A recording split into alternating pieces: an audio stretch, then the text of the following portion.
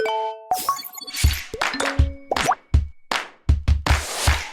everyone, welcome to another episode of Shake Sales. Today I'm excited to talk to Troy Munson. He's been an AE for quite some time, and we're going to talk about what it takes to be a successful AE in today's market. Troy, welcome. Hey, thanks for having me. Before you get started, could you just give us a quick background on what you're up to and your past roles? Yeah, so I'm an enterprise AE at Proofpoint, so I cover some of the larger accounts here in North Carolina. But I've had a pretty extensive past, I guess you can say, and I've jumped around a decent amount. I rode the wave of COVID and said, "Hey, let me go try to chase OTE." I've made some mistakes and regrets here and there, but that's okay. But before Proofpoint, I was in Martech, but I started off in cybersecurity, and that's where I am today. So it's nice to get back. But yeah, I'm an enterprise AE. I post a lot on LinkedIn, and then I love side hustles as well. So I work on a couple things on the side. Nice, awesome. So you've been.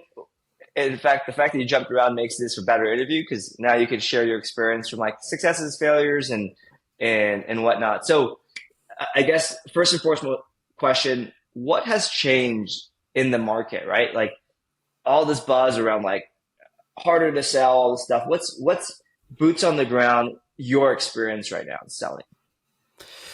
Yeah, my experience right now is, well, one, I think it honestly falls on the AE. So I guess one thing you can say that's changed is, we were for the last 5 or 6 years, and I know that Mailshake helps with this. So we were so reliant on press play and your job is done as an AE. So when Sales Loft Outreach first came out, nobody cared about personalization. Nobody cared about being relevant. It was just, holy cow, I can go email 5,000 people in a click of a button. I'm going to do it. I don't need to care about my prospect. And so I think that a lot of people were like relying on that. That's one thing. But now that you can do personalization at scale with things like Mailshake, but also even like videos like SendSpark and stuff like that, it's really cool to see how the game has changed there. But also I've noticed that I feel like gone are the days where people have budget and they can spend it just because something seems fun and nice to test out. Like the nice to haves are no longer a priority to the companies. I think that you have to be a need to have or position yourself as a need to have. So I think positioning has changed big time. Back then it's like, hey, I can get you 30% on reply rates, et cetera, et cetera. Now it's like, I don't care about that. What's it going to mean to my business? So for me, I've noticed that instead of just selling something out of excitement, it's more so like it's creating a business case at the end of the day. Like, what really is this going to do for your business? And then like, because I work with larger accounts, I have 10, 15, 20 people evaluating my solution. I need to make sure that each and every person understands the value and I can pinpoint, hey, that person over there, they're not a big fan of us. What can I do to go neutralize them and at least get them a little bit on my team? So I think it's more like attention to detail, not just doing this whole press play and hoping that things pan out, but it's just like focusing on the actual buyer and then that collaboration and journey process. Love it. Yeah, I think there's three big areas you mentioned that we could either dig into and that I just want to reiterate. One is you have to demonstrate the ROI or the value in the need to have. Number two, you mentioned is multiple stakeholders and multiple, maybe not decision makers, but like there's multiple roles, and then demonstrating value to each role is important too.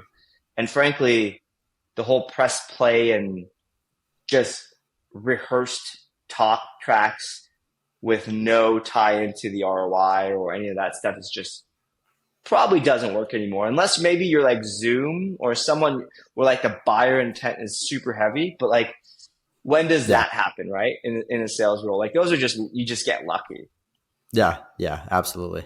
Yeah, I feel like the folks that have joined a sales organization, just the sales world post COVID or like COVID and onwards, are just so unprepared and undertrained for what it takes to sell in the real world, right? Like we had a 3-4 year, maybe 2-3 year window where like everyone's flush with cash, debt's cheap. It's an opportunity cost of spend the money so you can capture market share, that shit's gone, right? Yeah. So like Oh yeah.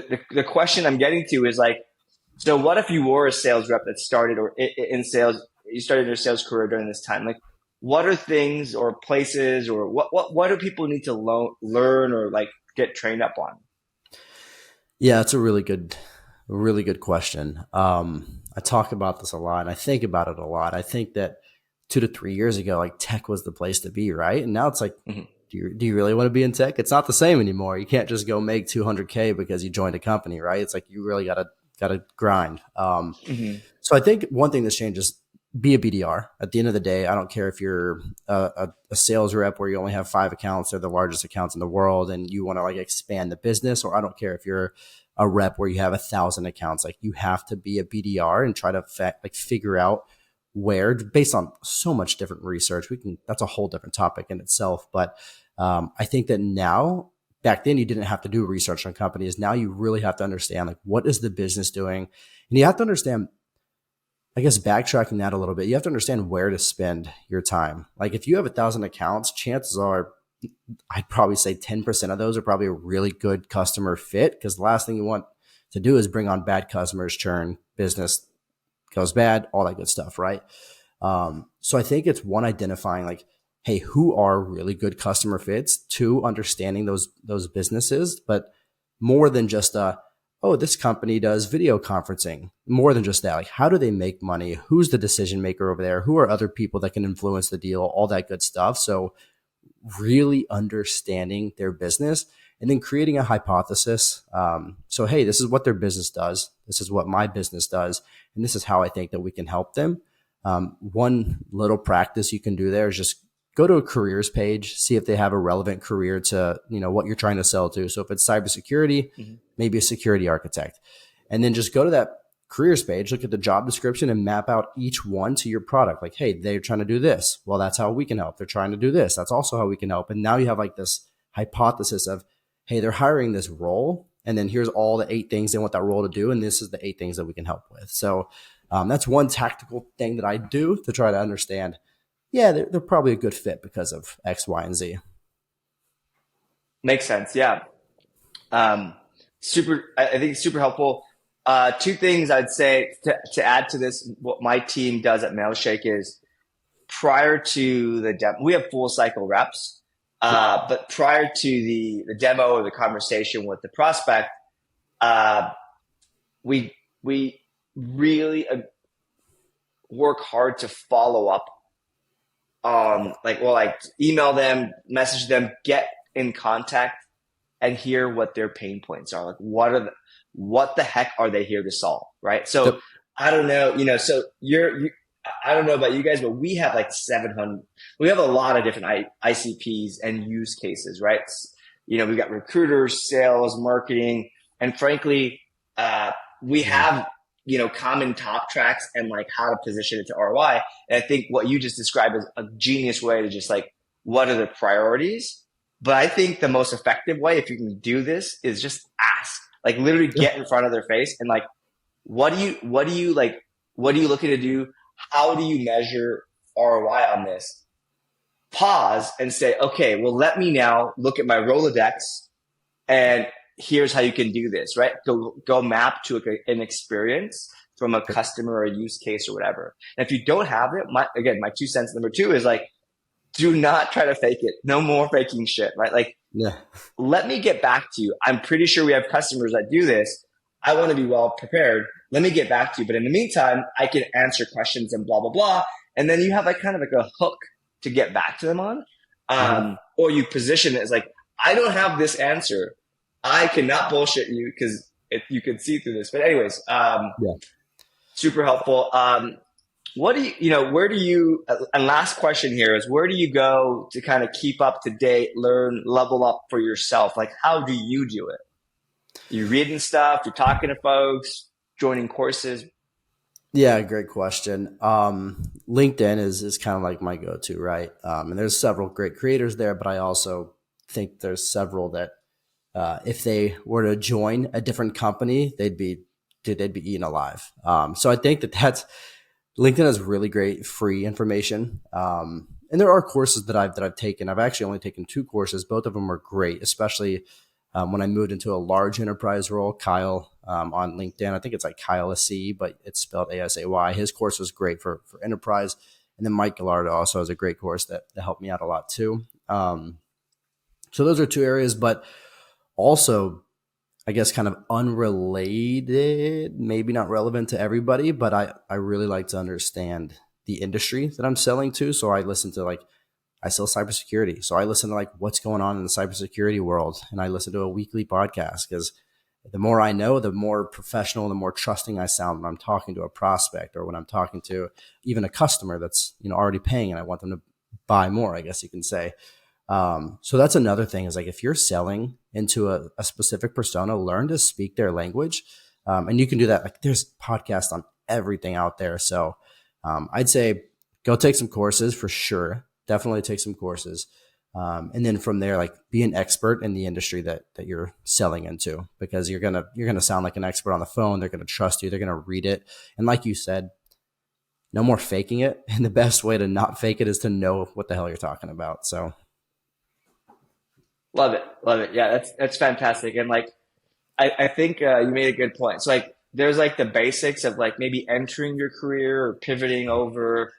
You can learn just the format, the structure through courses. And mhm.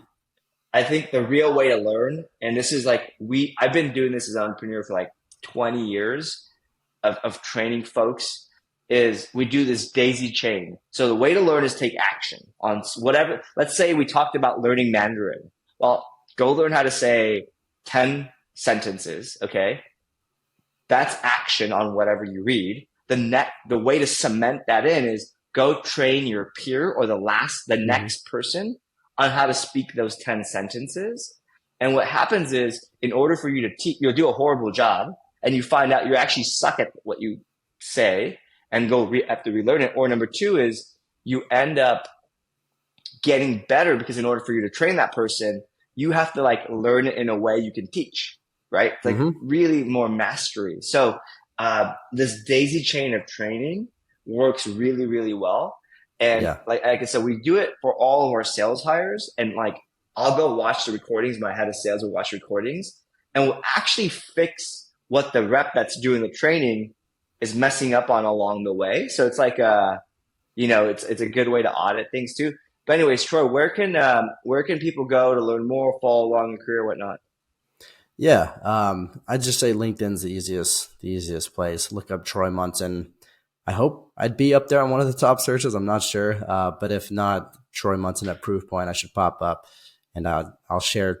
I don't know. I typically post 2 times a day, anything sales related or entrepreneurship or LinkedIn related, all that good stuff. Awesome. Thanks, man. Appreciate your time. Yeah, of course.